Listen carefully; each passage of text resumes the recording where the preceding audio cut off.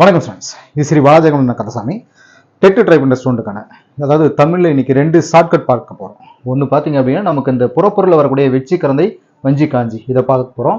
கூடவே நம்ம வழக்கமான நான் சொல்லியிருந்தேன் இல்லைங்களா, அந்த கவிஞர்கள் அவர்களுடைய நூல்கள் இதை வந்து நம்ம வரிசையாக கொண்டு வர போகிறோம். இது வந்து ஒரு ஷார்ட்கட்டாக ஒரு கதையின் வடிவத்தில் நம்ம கொண்டு வர போகிறோம். இது டெட்டுக்கு மட்டும் இல்லை, டிஎன்பிசி ட்ரை பண்ணுற எல்லா ஸ்டூடெண்ட்டுக்கும் இது யூஸ் ஆகும். எல்லாமே ஸ்கூல் புக்லேருந்து நம்ம எடுத்து தான் நம்ம தமிழில் இப்படியும் படிக்கலாம், ஷார்ட்கட்டோட நம்ம இப்படியும் படிக்கலாம் அப்படிங்கிற நோக்கம் தான் இது. ஏன்னா அதை நம்ம வரிசை மனப்பாடம் பண்ணிட்டு இருக்கப்போ பார்த்தீங்கன்னா நம்ம கிளாஸ் ரூம் போயிட்டு நம்ம எக்ஸாம் ஹாலில் போயிட்டு நமக்கு அது குழப்பி விட்டுரும். அது குழப்பாமல் இருக்கிறதுக்காக நமக்கு ஷார்ட்கட்டாக நம்ம முடிஞ்ச வரைக்கும் நம்ம ரெடி பண்ணி வச்சிருக்கோம். Okay right. ஃபர்ஸ்ட் இப்போ பார்க்கறது வந்து புறப்பொருள் பற்றின அந்த தகவலில் என்ன சொல்லப்பட்டிருக்கு. வெச்சி ஃபர்ஸ்ட் கொடுப்பாங்க, வெச்சி கரந்தை. இதை வந்து பார்த்தீங்கன்னா ரெண்டா பிரிச்சுக்கோங்களேன். வெச்சி கரந்தை வஞ்சி காஞ்சி நொச்சி உளிஞ்சை தும்பை வாகை பாடான் பொதுவியல் கைக்கிளை பெருந்திணை அப்படின்னு சொல்லிட்டு பார்த்துக்கோங்க. வெச்சி வெச்சி அப்படின்னா ஆணிர்களை கவர்தல், ஆண்நிறை கவர்தல். ஆ அப்படின்னா என்ன? ஆ அப்படிங்கிறது பாத்தீங்கன்னா ஆ நிறை அப்படிங்கிறது பசுக்களுடைய கூட்டம், பசு கூட்டம். நிறை அப்படின்னா கூட்டம் நான் சொல்றது ஒல்லிரா. இந்த நிறை போட்டீங்கன்னா அந்த மாச எடையை குறிக்கும். அந்த சயின்ஸ்ல போகக்கூடிய இந்த இப்படி ஆயிடும். இப்ப ஆ அப்படின்னா பசு, சரிங்களா? இந்த பசு கூட்டங்களை கவர்தல். இப்ப இங்க என்ன சொல்ல வராங்க அப்படின்னா அது முழுக்க முழுக்க பாத்தீங்க அப்படின்னா ஒரு பகையரசன் மீது என்ன சொல்றது போர் தொடுத்து போறது. இப்போ போர் தொடுத்து போறது அப்படின்னா இந்த போருக்காக சில இலக்கண வழிமுறைகளை என்ன பண்ணிருப்பாங்க, செட் பண்ணி வச்சிருப்பாங்க. அந்த வழிமுறைகள்ல ரூல்ஸ் அண்ட் ரெகுலேஷன் வச்சுக்கோங்களேன். அதன்படி பாத்தீங்க அப்படின்னா வெச்சி பூ, அதாவது இட்லி பூ நீங்க நிறைய பார்த்துருப்பீங்களா, டிசைனா அழகு பொருளை நம்ம இது பண்ணி வளர்ப்பாங்க ஒரு சில வீடுகள்ல. அந்த இட்லி பூ, அந்த வெச்சி பூ வந்து சூடிட்டு ஒரு ஊர் இப்ப நீங்க இந்த நாட்டு வந்து இன்னொரு நாட்டுக்கு படையெடுத்து போயிட்டு இருக்காரு அரசர். அங்க போயிட்டு அந்த படை வீரர்களை வெச்சி பூ சூடிட்டு போயிட்டு அந்த ஊர்ல இருக்கிறது எதிர் நாட்டில் இருக்கக்கூடிய அந்த என்ன சொல்றது நிறைகள் பசுக்களுக்கு எந்த தீங்கும் வந்துடக்கூடாது அப்படிங்கிறதுக்காக முதல்ல போயிட்டு பசுக்களை பிடிச்சிட்டு வந்து ஒரு பக்கம் ஓரமா வச்சுக்கோங்க. அப்படின்னா பாருங்க பசுக்களுக்கு எவ்வளவு முக்கியத்துவம் கொடுத்துருக்காங்க பாத்தீங்களா. சோ அந்த பசுக்களை முதல்ல கவர்ந்து கொண்டு வந்துருவாங்க. ஆணிரைகளை கவர வெச்சி பூவினை சூடி செல்வர் அப்படின்னு சொல்லிட்டு சொல்லுவாங்க, சரிங்களா? இது ஒண்ணு. அதே மீட்டல் கரந்தையா. கரந்தைனா இப்ப அந்த நாட்டுக்காரங்க சும்மா இருப்பாங்களா, எங்க மாட்டையும் நீ பிடிச்சி போயிட்டியா, நான் பாரு உன்னை மீட்டிட்டு வரேன்னு சொல்லிட்டு அதே மீட்டல் அவங்க வந்து கரந்த பூ சுட்டிட்டு வந்து போயிட்டு அந்த கொண்டு போன அந்த மாடுகளை பிடிச்சிட்டு வந்து தன் நாட்டுக்குள்ள சென்றுவாங்க. அப்படி கவர்ந்து வருவதற்காக, கவர்ந்து சென்ற ஆணிரைகளை மீட்டு வருவதற்காக கரந்தை பூவை சூடி செல்வர் அப்படின்னு சொல்லுவாங்க. நெக்ஸ்ட் பாருங்க வஞ்சி காஞ்சி. இந்த ரெண்டு பாத்தீங்கன்னா மண்ணாசை காரணமாக. இப்ப இதுல இன்னொன்னு நான் சொல்றேன் பாருங்க, ஒரு ஷார்ட்கட்டா மாடு, இது ரெண்டு பாருங்க மண்ணு, சரிங்களா? உளிஞ்சை நொச்சி உளிஞ்சை இது பாத்தீங்க அப்படின்னா மாடு மண்ணு மதிலு, சரிங்களா? மதில் விண்ணுன்னு வச்சுக்கோங்களேன். வெற்றி இது ஒரு ரைமிங்கா இருக்கணும். எப்படி பாத்தீங்கன்னா மாடு மண்ணு மதிலு விண்ணு, மாடு மண்ணு மதிலு விண்ணு. இந்த 4 வார்த்தை மைண்ட்ல வச்சுட்டீங்க அப்படின்னா இது உங்களுக்கு ஈஸியா அமையும். அதுக்காக இந்த ஷார்ட்கட்டை கொண்டு வந்தேன். எதுக்காக சொல்ல போறேன் அப்படின்னா இப்ப வின் அப்படின்னு வெற்றி. ஏன் விண்ணு கொண்டு வந்தா மண்ணு இது வந்து பாத்தீங்கன்னா சொல்றதுக்கு கொஞ்சம் நமக்கு ரைமிங் நல்லா இருக்கும். மாடு மண்ணு மதிலு விண்ணு. இப்ப என்ன மாட்டுக்காக சண்டை போட்டுட்டது வெச்சி கரந்தையா. வஞ்சி காஞ்சி மண்ணுக்காக சண்டை போட்டுட்டாங்க, மதிலுக்காக சண்டை போடுறது நொச்சி உளிஞ்சி. வெற்றி ஒன்றை குறுக்காலாக வைத்து தும்பை பூ சூடிட்டு போர்க்களத்தை போவாங்க, ஜெயிச்சவங்க வாகை பூ சூடவா வாகை பூ சூடிட்டு இருப்பாங்க. அப்ப இது வரிசையா நான் முறைப்படி நான் பரிசு சொல்லிட்டு வந்துடுறேன். வஞ்சி மண்ணாசை காரணமாக பகைவருடைய நாட்டை கைப்பற்றதுக்காக அந்த அரசர்கள் என்ன பண்ணுவாங்கன்னா வஞ்சி போய் சூடிட்டு போருக்கு போறது வழக்கம். காஞ்சி அதுக்கு ஆப்போசிட்ல கைப்பற்ற வந்த நாட்டை காப்பாற்ற காஞ்சி போய் சூடி எதிர்த்து போரிடுவார். நொச்சி இந்த இடத்துல ஒண்ணு நல்லா தெரிஞ்சுக்கோங்க, கோட்டையை சுத்தி காத்தல் வேண்டிய அந்த கோட்டையை காப்பாற்றணும் அப்படிங்கிறதுக்காக உள்ளிருந்தே முற்றுகையிட்ட பகையரசனோடு நொச்சி பூவை சூடி. உள்ளிருந்தே முற்றுகையிட்ட இந்த நொச்சிக்கிட்ட மட்டும் கொஞ்சம் கேர்ஃபா பாருங்க. உள்ள இருந்துகிட்டே முற்றுகையிட்ட பகையரசனோடு நொச்சி பூவை சூடி போரிடுவது, இது ஒண்ணு மட்டும் மைண்ட்ல வச்சுக்காங்க. உளிஞ்சை தெரியும் பாத்தீங்கன்னா மாற்றரசனின் கோட்டையை கைப்பற்ற உளிஞ்சை பூவை சூடிய தன் வீரர்களுடன் அதை சுற்றி வளைத்தாள். அப்போ மதில காப்பாத்த நொச்சி உளிஞ்சைங்க, சரியா? தும்பை பகைவந்தர் இருவரும் வலிமையே பெரிது, நான் தான் பலசாலி என்பதை நிலைநாட்டுவதற்காக நம் வீரர்களுடன் தும்பை பூவை சூடி போர்க்களத்தில் ஒருவரோடு ஒருவர் போரிடுது. அதாங்க சண்டை போடுறது, நான் பெருசா நீ பெருசா, சண்டைக்கு வாங்க பாத்துக்கலாம். தும்பை பூ சூடிக்க ரெண்டு பேரும் தும்பை பூ சூடிட்டு சண்டை போடுறாங்க.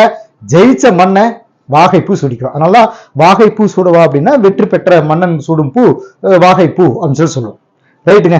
அப்ப இந்த 4 வார்த்தை உங்களுக்கு மைண்ட்ல நிக்குதா? மாடு மண்ணு மதிலு விண்ணு. அப்ப 8 கான்செப்ட் உங்க மைண்டுக்கு வந்துச்சா? மொத்தம் 12 இல்லைங்களா? அப்ப மீதி 4 என்ன? பாடான் பொதுவியல். பாடான் இதுக்கு ஒரு டெபினிஷன் சொல்லுவாங்க. என்னன்னா பாடுவதற்கு தகுதியுடைய அதாவது ஒரு ஆளுமையாளரின் கல்வி, வீரம், செல்வம், புகழ், கருணை முதலியவற்றை போற்றிப்படுவது பாடான். அப்ப பழைய பாடல்களை பார்த்தீங்கன்னா நந்தி கலம்பகம் சொல்லிட்டு ஒரு பாடல் நம்ம கொடுத்துருப்போம். இப்பவும் நிறைய பாடல்கள் கொடுத்துருக்காங்க. அதாவது போற்றி பாராட்டணும், அவ்வளவுதான். பொதுவியல் சரிங்களா, அதாவது இதுவரைக்கும் அதாவது வெற்றி முதல் பாடான் வரை உள்ள புறத்தினில் பொதுவானவற்றையும் அவற்றுள் கூறப்படாதவற்றையும் பொதுவா சொல்றது பொதுவியல் தெரியுங்க. இதுல உங்களுக்கு எந்த பிரச்சனையும் வராது. இது மட்டும் பாடான் மட்டும் பாத்தீங்கன்னா பாடுவதற்கு ஏற்ற பாடான் அப்படின்னு மனசு வச்சுக்கணும். கைக்கிளை ஒருதலை காமம், பெருந்திணை பொருந்தா காமம். That's it. இப்ப இந்த 12ல வந்து உங்களுக்கு ஷார்ட்டா மைண்ட்ல வைக்கிற இந்த 4 வார்த்தைகள் மனப்பாடம் பண்ணிட்டீங்கன்னா இது ஈஸியா உங்களுக்கு மைண்ட்ல செட் ஆயிடும். சரி, இது வந்து நம்ம இந்த புறப்பொருள்ல 12ல வந்த ஒரு விஷயம். இது ஒரு ஷார்ட்கட்டா நம்ம வச்சுட்டோம். நெக்ஸ்ட் பாருங்க, நம்ம வழக்கம் போல ஒரு தகவல் என்ன அப்படின்னா, நான் நேற்று சொல்லியிருப்பேன், அதாவது கவிஞர்கள் அவருடைய நூல் பெயர்கள் வந்து ஒரு கதை வடிவத்தில் கொண்டு வரணும்னு சொல்லிட்டு. இப்ப இங்க வந்து பாரதிதாசன் நான் நேற்று கொஞ்சம் ஆரம்பிச்சிருப்பேன். இதுல பாருங்களேன், இங்க இருக்கக்கூடிய ஒரு 4-5 பேர்களை வரிசை பார்க்கலாம். முதல்ல பாரதிதாசன், பாண்டியன் பரிசு, குடும்ப விளக்கு, 2 வீடு. ஓகே, இதுக்கு கதை என்ன அப்படின்னா, பாண்டியன் கிட்ட ஒரு விளக்க பரிசா வாங்கிட்டு வராரு சரிங்களா. அவரோட வீட்டுக்கு போனாரு. வீடு இருட்டாக இருந்துச்சு. இருட்டா இருந்த வீட்டுல விளக்கு ஏத்துனாரு. வீட்டுக்கு வெளியே ஒரு அழகான சிரிப்பு சத்தம் கேட்டுச்சு. திரும்பி பார்த்தா கண்ணகி அங்கே சிரிச்சிட்டு இருக்கு. இப்ப பாருங்க, வரிசை வருதா? பாண்டியன் கிட்ட பரிசு, குடும்ப விளக்கு ஒண்ணு பரிசா வாங்கிட்டு போறாரு. பாண்டியன் பரிசு, குடும்ப விளக்கு, வீடு இருட்டா இருந்துச்சு, வீட்டு விளக்கு ஏத்தினாரு. வெளியே பார்த்தா அழகான ஒரு சிரிப்பு. யாரு அப்படின்னா கண்ணகி சிரிச்சிட்டு இருக்கு. எதற்காக? அதாவது அமுது போன்ற அருமையான இசையை கேட்டு சிரிச்சிட்டு இருந்தாங்க. சோ இசை அமுது. கண்ணகி இசையை கேட்டு சிரிச்சிட்டு இருந்தாங்க. தமிழ் இயக்கம் சேரதாண்டம், தமிழுக்கு ஒரு இயக்கம் ஆரம்பிக்கணும்னு சேரதாண்டம் ஆடினாங்க அப்படின்றது ஒண்ணு அனெக்ஸ்ட்ரா ஆட் பண்ணிருக்காங்க. சரியா? இப்ப இவருடைய நூலெல்லாம் வரிசை நம்ம மைண்டுக்கு நிக்கணும். ஓகேவா? அடுத்து பெருஞ்சித்தனார். என் சுவை என்பது கொய்யா கனி.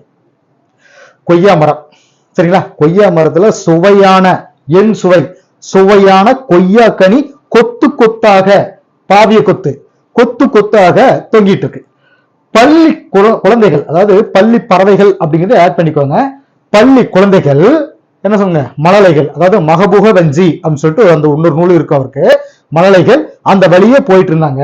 பள்ளி குழந்தைகளும் போயிட்டு இருக்காங்க. மகபுக வஞ்சி இருக்கா, பள்ளி பாவிய கொத்து, பள்ளி பறவைகள் ஒண்ணு ஆட் பண்ணிக்கோங்க. மகபுக வஞ்சினா மகவுகளும் போயிட்டு இருக்காங்க.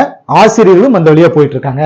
அப்போ ஸ்கூலுக்கு போற வழியில ஒரு கொய்யா மரத்துல கொய்யா கனி காய்ச்சி தொங்கிட்டு இருக்குங்கிற ஒரு கான்செப்ட மனசுல வச்சுட்டோம் அப்படின்னா இது பூரா அது சுவையான கொய்யா கனி தொங்கிட்டு இருக்கு அப்படிங்கிற விஷயங்களை மட்டும் நீங்க மைண்ட் வச்சீங்கன்னா இந்த நூல்கள் எல்லாம் மனசுக்கு வந்துடும். இப்ப பாருங்க, மரத்துல சுவையான கொய்யா கனி கொத்து கொத்தாக காய்ச்சி தொங்கிட்டு இருக்கு. பள்ளி பறவைகள், பள்ளி குழந்தைகள், மழலைகள் அந்த வழியா போயிட்டு இருக்காங்க. ஆசிரியர்களும் அந்த வழியா போயிட்டு இருக்காங்க. அப்படிங்கிறப்ப அந்த நூல்கள் அந்த விஷயத்தை மைண்ட் வச்சுட்டோம்னா, சுவையான கொய்யா கனி, என் சுவை என்பது கொய்யா கனி, பாவி கொத்து கொத்தாக காய்ச்சிட்டு இருக்கு, கனிச்சாறு, மகபோவஞ்சி அப்படின்னா மழலைகளும் மகபு இதெல்லாம் மழலைகளும் வந்துட்டு இருக்காங்க. ஆசிரியர்களும் பார்த்துட்டு இருக்காங்க. கூட இன்னொன்னு பள்ளி பறவைகள் அப்படிங்கிறது நீங்க ஆட் பண்ணிக்கோங்க. சரிங்களா? இதுவும் நம்ம ஸ்கூல் புக்ல கொடுத்துருக்காங்க. அதாவது ஸ்கூல் புக்ல கொடுத்துருக்கக்கூடிய நூல்கள் தான் எக்ஸாமுக்கு கண்டிப்பாக கேட்பாங்க. சோ பள்ளி பறவைகள் அப்படிங்கிறது ஆட் பண்ணிக்கோங்க. நெக்ஸ்ட், முடியரசன். பூங்கொடி அப்படிங்கிற பாவைக்காக வீரமாக போரிட்டு காவியம் படைச்சு முடிசூட்டினாரு நம்ம அரசன் முடியரசன். பூங்கொடி அப்படிங்கிற ஒரு பாவைக்காக, காவிய பாவை, பூங்கொடி அப்படிங்கிற பாவைக்காக வீரமாக போரிட்டு, வீரகாவியம், வீரமாக போரிட்டு காவியம் படைச்சாரு. காவியம் படைச்சு முடி சூட்டிக்கிட்டாரு நம்ம அரசன் முடியரசன். ஓகேங்களா? இப்படி ஒரு ரைமிங்க மைண்ட் வச்சுட்டீங்கன்னா பூங்கொடி, காவிய பாவி, வீரகாவியம் உங்க மைண்டுக்கு வந்துடும். சரியா? ரைட். அடுத்து தாரா பாரதி. தாரா கிழக்கு பக்கம் தான் சூரியன் வரும், எல்லாருக்கும் தெரிஞ்ச விஷயம் தான். கிழக்கு பக்கம் விடியல் வந்ததும் கண்கள் கூசுது. நாம அப்பதானே விடியல பார்த்ததுக்கு அப்புறம் தானே எந்திரிப்போம் அப்படிங்கிறது ஒரு ஐதீகமா வச்சுக்கோங்க. ஏன்னா 3:30 மணிக்கு எந்திரிச்சு படிக்கணும். படிச்சா எங்க அதெல்லாம் நம்ம அர்த்தராத்திரி எந்திரிச்சு எங்க படிக்க போறோம். சரி விடுங்க. வெயில் வந்து படுது. அப்புறம் என்ன பண்றோம், கிழக்கு பக்கம் இருந்து விடியல் வந்தது, கண்கள் கூசுது, கை வச்சு முகத்தை மறைச்சாரு. மறைச்சு பார்க்கறா, அப்போ விரல்களுக்கு இடையில் கூட அந்த வெளிச்சம் வந்துட்டு இருந்துச்சு அப்படின்றத கற்பனை பண்ணிக்கோங்க. சோ புதிய விடியல்கள், வெளிச்சம் வருது. அது கிழக்கு பக்கமாக சூரியன் வராரு. அடுத்து நம்ம முகம் வச்சு மறைக்கும் பொழுது விரல் நுனி வெளிச்சங்கள், விரலுக்கு இடையிலும் அந்த வெளிச்சம் வந்துட்டு இருக்கு அப்படிங்கிற விஷயத்த மனசுல வச்சுக்கோங்க. சரியா? நெக்ஸ்ட் ராமகிருஷ்ணன் இவர் என்ன பண்ணாருன்னா கதை எழுதுறதுக்காக கதாதாசன் கதை எழுதுறதுக்காக தேசம் விட்டு தேசம் தேசாந்திரி கதை எழுதுறதுக்காக தேசம் விட்டு தேசம் கால்களால நடந்தே போனார். கால் முளைத்த கதைகள் கால்களால் அது எல்லாருமே கால தான் சார் நடந்து போவாங்க, வண்டியிலும் போவாங்க, பஸ் சம்திங். நான் என்ன சொல்றேன்னா தேசம் விட்டு கால்களால் நடந்து போறார், தேசம் விட்டு தேசம். சரிங்களா? சோ அந்த தேசாந்திரிங்கிற வார்த்தை வந்துங்கிறதுக்காக அந்த தேசம் விட்டு தேசம் சேர்த்து விட்டேன். சோ கதை எழுதுறதுக்காக தேசம் விட்டு தேசம் கால்களால் நடந்தே போனாரு. அதனால அவருக்கு உபபாண்டவம் உபத்திரம் வந்தது. அதாவது உதவி செய்யலாம் உபத்திரம் செய்யாம இருந்து சொல்லுவாங்க பாத்தீங்களா? ஆனா அவருக்கு உபத்திரம் வந்தது. அந்த வார்த்தை ஏன் சேர்த்தேன் அப்படின்னா உபபாண்டவம் அப்படிங்கிற தன்னுடைய நூலை இங்க கொண்டு வரணும் அப்படிங்கிறத நான் சேர்த்தேன். ஓகேங்களா? ரைட். இப்ப இன்னைக்கு வந்து பாத்தீங்கன்னா ஒரு 5 ஆசிரியர்கள் நம்ம கொடுத்துட்டோம். அவர் அதாவது 5 என்ன சொல்றது கவிஞர்கள் அவருடைய நூல்கள் கொடுத்துருக்கோம். கூடவே ஒரு ஷார்ட்கட்டு கொடுத்துருக்கோம். ஓகே, அடுத்தடுத்து இனி நிறைய கிளாஸஸ் இன்னும் வேறு சப்ஜெக்டுகள் இருந்து உங்களுக்கு கிளாஸ் வர ஆரம்பிச்சிடும். Okay students, thank you.